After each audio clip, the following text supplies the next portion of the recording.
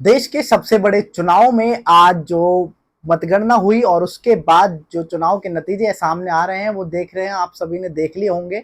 जिस तरह से 235 234 पे लगभग इंडिया अलायंस ने कड़ी टक्कर दी है और वहीं एनडीए जो है बहुमत प्राप्त कर चुका है और सरकार बनाने के लिए बिल्कुल तैयार है। 295 के करीब जो है उनको सीटें प्राप्त हुई हैं, लेकिन अब जो है बीच में मसला एक फंस गया है और अब जो है नीतीश कुमार और चंद्रबाबू नायडू के जो है बल्ले बल्ले होने वाली है, क्योंकि नीतीश कुमार पे लग रहा है कि अब तमाम विपक्षी दल चाहे इंडिया अलायंस हो या फिर एनडीए, सब कोई फोन करके कह रहे होंगे कि हेलो नीतीश जी हैं क्या, प्रधानमंत्री बनना है या उप प्रधानमंत्री बनना है, संयोजक बनना है, कितने मंत्री पद चाहिए। तो तमाम तरह के जो है अब नीतीश कुमार और चंद्रबाबू नायडू को ऑफर दिए जा रहे होंगे। ये हम दरवाजे के पीछे से जरूर कह सकते हैं कि इंडिया अलायंस वाले जरूर कोशिश करेंगे और नीतीश कुमार और चंद्रबाबू नायडू पर अब जो है ऑफरों की बरसात होनी शुरू हो गई होगी।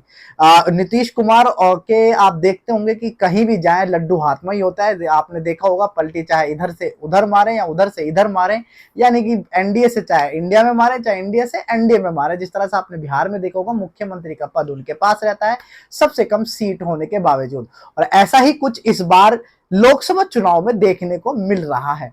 एक होप जो नजर आ रही है इंडिया अलायंस को कि वो है 14 सीटों पर लगभग जो है जेडीयू बिहार में बाजी मारी है, और वही टीडीपी की बात करें चंद्रबाबू नायडू की, जो उनकी भी 16 सीटों पर वो आगे चल रही हैं। तो 16 और 14 होती हैं टोटल, आप 30 सीट होती हैं, और 30 सीट अगर एनडीए से निकलकर इंडिया अलायंस में बन जाती हैं तो सरकार बनाने की कवायद में इंडिया अलायंस ज्यादा रहेगी और बहुमत से नीचे आ जाएगी एनडीए।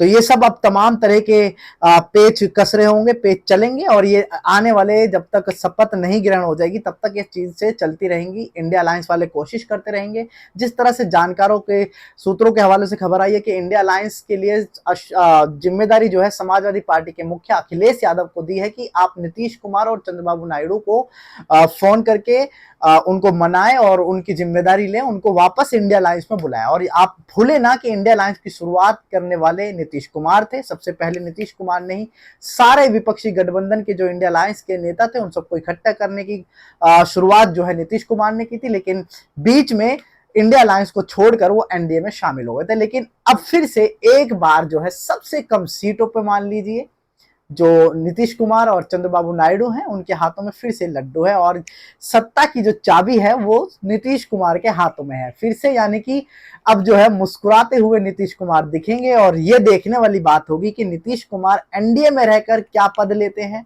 क्या वो मुख्य उप प्रधानमंत्री बनेंगे या नीतीश कुमार अब मुख्यमंत्रियों के रहेंगे और वहां पर केंद्रीय मंत्री अपनी पार्टी के नेताओं को बनाएंगे। ये देखने वाली बात होगी। या फिर इंडिया अलायंस में क्या वो प्रधानमंत्री बनने के लिए मांग करेंगे या फिर उप प्रधानमंत्री बनेंगे या संयोजक बनेंगे, या फिर इंडिया अलायंस में आने के लिए राजी होंगे, क्या अखिलेश या इंडिया अलायंस मना पाएगी। ये सब देखने वाली बात होगी। ये चर्चाओं की बात, और ये चर्चा लगातार चलती रही होगी।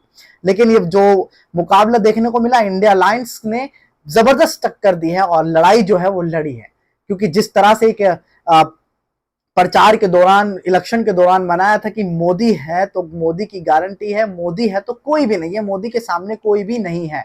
लेकिन ऐसा नहीं हुआ। मोदी को हराने के लिए नेता है, चेहरा है।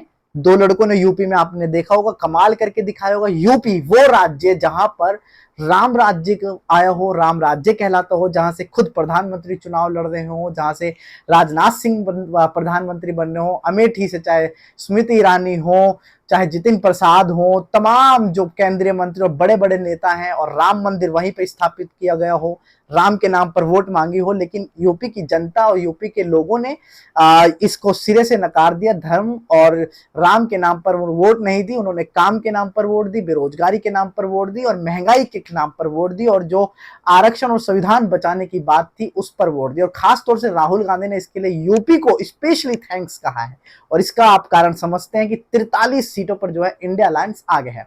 दोस्तों, आपको रिजल्ट देखकर क्या लगता है? इस बार सरकार जो है अभी फिलहाल एनडीए बनाने में पूरे बहुमत प्राप्त है, लेकिन क्या अभी भी शंका है? क्या लगता है कि एनडीए या एनडीए किसकी होगी सरकार? कमेंट बॉक्स में जरूर बताएं और देखते रहे द मीडिया माइक। धन्यवाद। सही बनाई।